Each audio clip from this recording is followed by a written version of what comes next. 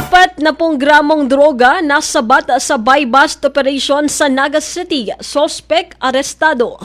Ang buong detalye ng balita nasa linya sa Megapo Patrol number 16, James Olikino.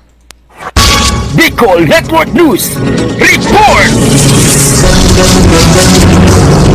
Nasabat ng mga otoridad ang tinatayang 40 gramo ng hinihinalang iligal na droga mula sa isang drug pusher sa ikinasang buy-bust operation kahapon, Pebrero 2 taong 2025 sa Zone 6 Kanda Street, Barangay Concepcion Pequeña sa lungsod ng Naga. Kaugnay nito, nasamsa mula sa suspect na kinilala sa alias na Louie ang iligal na droga na nagkakahalaga ng 272,000 piso at ang nasabing operasyon ay pinangunahan ng City Police Drug Enforcement Unit, katawang ang Police Station 2 City Intelligence Unit ng Naga City Police Office at Philippine Drug Enforcement Agency Naga bandang alas 4 ng hapon. Samantala, dinala ang suspect at ang nakumpiskang ebidensya sa Police Station 2 ng Naga City Police Office para sa kaukulang disposisyon habang nahaharap ito sa kasong paglabag sa Republic Act 9165 o ang Comprehensive Dangerous Act of 2002. Para sa Bicol Network News, ito si Megapo Patrol numero 16, James Olikino, tatak tunay na serbisyo.